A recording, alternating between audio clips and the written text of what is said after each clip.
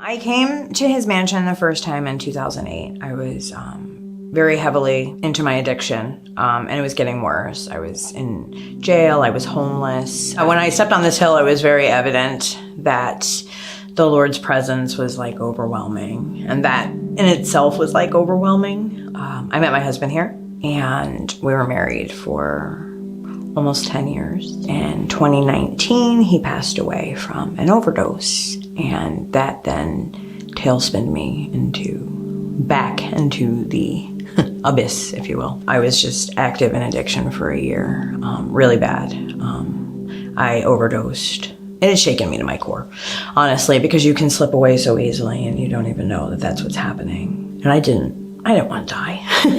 I just didn't want to feel anything.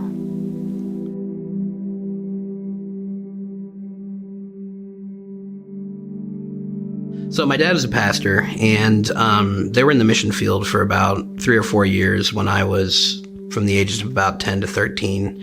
And we lived in Cyprus. Going there, I was exposed to a lot of different things. When I came back from Cyprus, I immediately fell into smoking pot and drinking, and it pretty quickly escalated into the use of hard drugs. A strange thing happens in addiction it's almost more dangerous than the drug itself, but you're kind of indoctrinated with all these lies about yourself and about the people around you and the world around you. The idea of relationship and love was something that was 100% transactional. I had accepted that as reality and kind of discarded the values that I had grown up with. When I came to his mansion, it was one of the first things that really started to poke a hole in my understanding. I kept trying to find out what people's motives were. I wanted to know what the agenda was.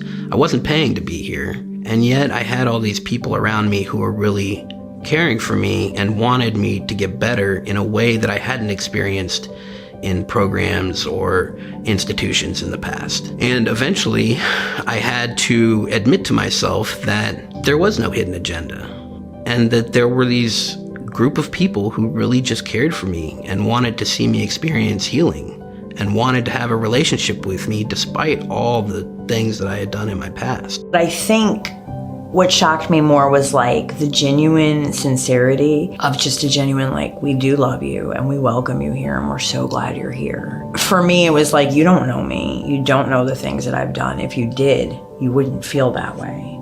But even as I got to know them and they got to know my story, it didn't change.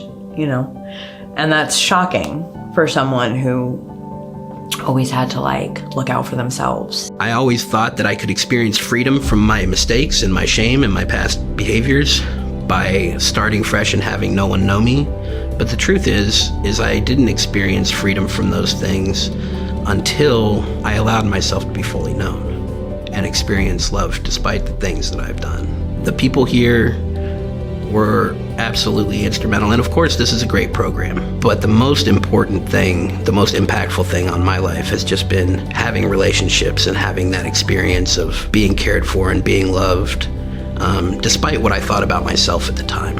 His mansion is life-changing because the Lord has chose this, I believe, as like a sanctuary and a place of refuge for those who need it. And he's put the body of Christ here to come alongside and love and encourage and fight for you when you can't fight and speak truth into you and affirm you. If there were nothing else that I could get through to a person, I would say that this is a place where Jesus does miracles and where lives are restored and where things that you may have written off as not being possible years and years ago are possible. Thank you for supporting his mansion. You have no idea the impact you have on a lot of these people because of the support and your prayers. We eat 3 meals a day. We have a roof over our heads and beds and bedding. And so we appreciate that a lot.